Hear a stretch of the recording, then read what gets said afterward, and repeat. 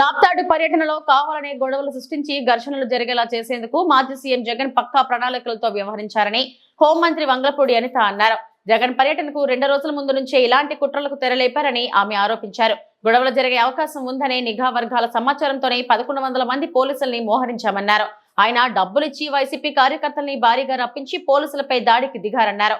పర్యటన ముగించుకొని రోడ్డు మార్గంలో వెళ్లేందుకు ముందుగానే జగన్ నిర్ణయించుకున్నారని, కానీ గొడవలను సృష్టించి దాన్ని పోలీసులు ప్రభుత్వంపై నెట్టేందుకు హెలికాప్టర్ సమస్య అని నాటకం ఆడారని అనిత తెలిపారు. జగన్మోహన్ రెడ్డి అన్న వ్యక్తి ఒక పులివెందలకి మాత్రమే ఒక ఎమ్మెల్యే. అతనికి ప్రతిపక్ష హోదా లేదు.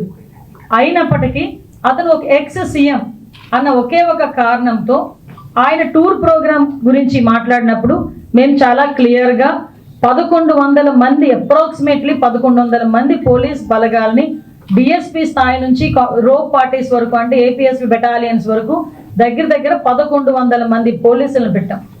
అంటే మీరు అనుకోవచ్చు ఒక ఎక్స్ సీఎంకి 1100 మంది పోలీసులు ఎందుకండి అని. కానీ అతను వెళ్తున్న ప్రాంతం చాలా సెన్సిటివ్ ప్రాంతం. తను వెళ్తున్న ప్రాంతంలో ఏదైనా గొడవలు జరిగే పరిస్థితి ఉండి లా అండ్ ఆర్డర్ కనుక ఇబ్బంది పడితే సామాన్యమైన ప్రజలు ఇబ్బంది పడతారు అని ఒకే ఒక కారణంతో ఆఖరికి హెలీప్యాడ్ దగ్గర వేసిన బ్యారికేడ్స్ కూడా చాలా ఎందుకు పనికిరాకుండా ఇలా గట్టి కదిపితే పడిపోయేటట్టుగా ఉన్నాయన్న సంగతి మా డిపార్ట్మెంట్ వాళ్ళు ఎవరైతే అక్కడ బ్యారికేడ్స్ వేసారో వాళ్ళకి కూడా చెప్పడం జరిగింది.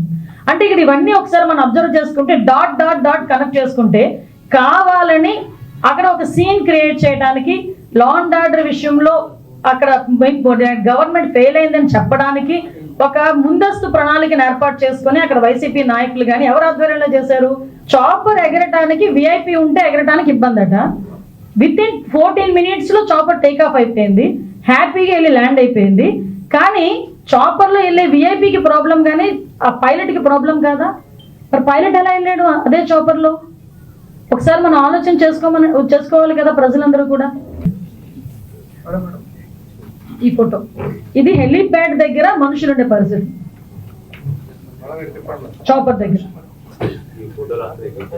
ఒకసారి ఆలోచన చేసుకోవాలి. ఇవన్నీ డాట్స్ అన్ని కనెక్ట్ చేస్తే కంపల్సరీ చాపర్ లో వన్ సైడ్ రావడానికి సిద్ధపడే వచ్చాడు.